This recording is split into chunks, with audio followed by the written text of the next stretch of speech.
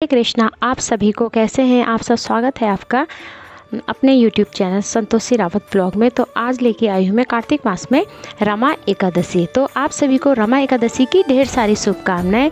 और कार्तिक मास में स्नान का बहुत बड़ा महत्व है, दीपदान का बहुत बड़ा महत्व है। तो रमा एकादशी इसी कार्तिक मास में पड़ी है। तो चलिए ज़्यादा देर ना करते हुए वीडियो स्टार्ट कर लेते हैं। तो आज लेके आई हूँ मैं कार्तिक मास में रमा एकादशी की कथा। तो न्यू लोग भी जो मेरे इस वीडियो से जुड़े तो प्लीज़ वीडियो देखकर लाइक एंड सब्सक्राइब जरूर कीजिएगा वीडियो को, और शेयर भी कीजिए, इससे पुण्य की प्राप्ति होती है। तो चलिए ज़्यादा देर ना करते हुए वीडियो स्टार्ट कर लेते हैं और कथा सुनाती हूँ। धर्मराज बोले, हे भगवान, अब आप मुझे कार्तिक मास के कृष्ण पक्ष की एकादशी का क्या नाम है तथा उसमें कौन सा फल मिलता है सो विस्तार से कहिए। भगवान बोले, हे राजेश्वर, कार्तिक मास के कृष्ण पक्ष एकादशी का नाम रमा है। इसके व्रत से समस्त पाप नष्ट हो जाते हैं। इसकी कथा इस प्रकार है। प्राचीन काल में मुचुकुंद नाम का राजा राज्य करता था। उसके इंद्र, वरुण, कुबेर, विभीषण आदि मित्र थे। वह सत्यवादी तथा विष्णु भक्त था। उसका राज्य बिल्कुल आतंक था।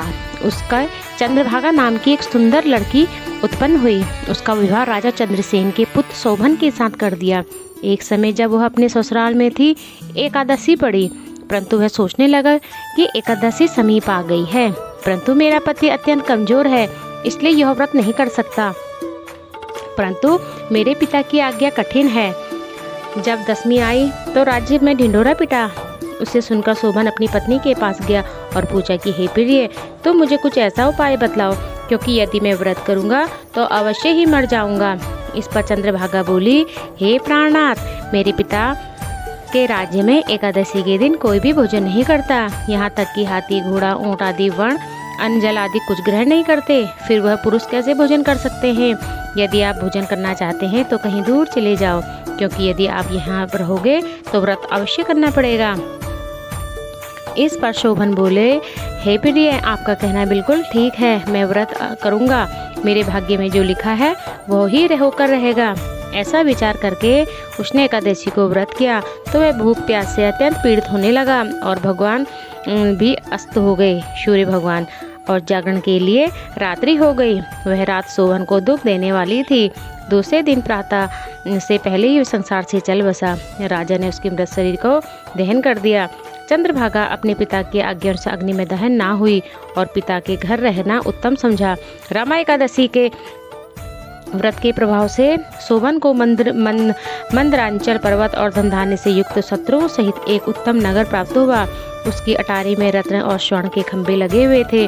उस स्थान पर अनेक स्फुटिक खंभे शोभा दे रहे थे।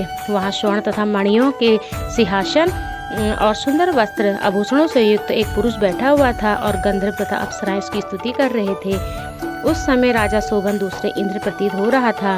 एक समय मुचुकुंद नगर में रहने वाला एक शर्म नाम का ब्राह्मण तीर्थ यात्रा करने के लिए निकला। उसने घूमते घूमते देखा। उस ब्राह्मण ने उसको अपने राजा का जमाई जानकर उसके निकट गया। राजा शोभन ब्राह्मण को देखकर आसन से उठ खड़ा हुआ और अपने ससुर तथा स्त्री चंद्रभागा के कुशल पूछने लगा। सोमशर्म ब्राह्मण बोला, हे राजन, हमारे राजा कुशल से हैं। आपकी रानी चंद्रभागा भी कुशल पूर्वक है। आप अपना वृतांत बतलाएं। मुझे यह बड़ा आश्चर्य है कि ऐसे विचित्र और सुंदर नगर जिसको ना तो मैंने कभी सुना और ना ही कभी देखा, आपको किस प्रकार प्राप्त हुआ है? शोभन बोला, हे ब्राह्मण,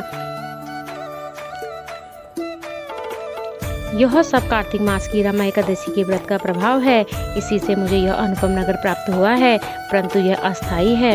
इस पर ब्राह्मण बोला कि राजन, यह अदुख क्यों है और दुख किस प्रकार हो सकता है, सो आप मुझे समझाएं।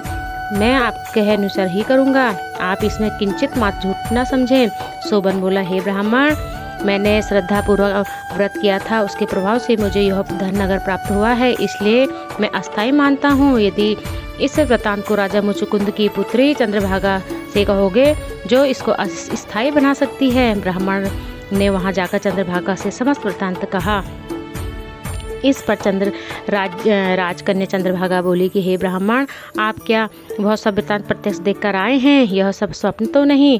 इस पर ब्राह्मण बोला कि हे पुत्री, मैंने तेरे पति शोभन तथा उसके नगर को प्रत्यक्ष देखा है, परंतु वह नगर अस्थिर है। तू कोई ऐसा उपाय कर जिससे कि वह स्थिर हो जाए। इस पर चंद्रभागा बोली कि हे रामराज, आप मुझे उस नगर में ले चलिए, मैं अपने पति को देखना चाहती हूँ।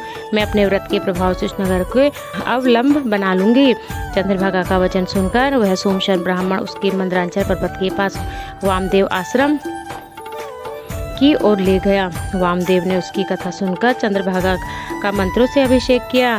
चंद्रभागा मंत्रों के व्रत के प्रभाव से दिव्य देह धारण करके अपने पति के पास चली गई। शोभन ने अपनी स्त्री चंद्रभागा को देखकर प्रसन्नतापूर्वक अपने बाएं अंग में बैठाया। चंद्रभागा बोली, हे प्राणनाथ, अब आप मेरे पुण्य को सुनिए। जब मैं अपने पिता के घर 8 साल की थी, तब से ही मैं यह विधि एकादशी का व्रत करती हूँ। उन्हीं पुण्यों के प्रभाव से आपको यह नगर अटल हो जाएगा और समस्त कर्मों से युक्त होकर प्रलय के अंत तक होगा। चंद्रभागा दिव्य रूप धारण करके तथा दिव्य आभूषणों वस्त्रों से सजकर अपने पति के साथ आनंद पूर्वक रहने लगी और शोभन भी उसके साथ आनंद से रहने लगा। हे राजन, यह मैंने रमा एकादशी का महात्म्य कहा है। जो मनुष्य इस एकादशी के व्रत को करते हैं, उनके समस्त ब्रह्म हत्या तथा पाप नष्ट हो जाते हैं। जो मनुष्य रमा एकादशी का महात्म्य सुनता है, वह अंत समय विष्णु लोक को जाते हैं। तो रमा एकादशी की ढेर सारी शुभकामनाएं। अगर आपको ये वीडियो पसंद आई हो तो प्लीज़ लाइक, शेयर, सब्सक्राइब जरूर कीजिएगा और ऐसे ही मेरी वीडियो को सपोर्ट कीजिए। अपना ख्याल रखिए, स्वस्थ रहिए एंड मस्त रहिए।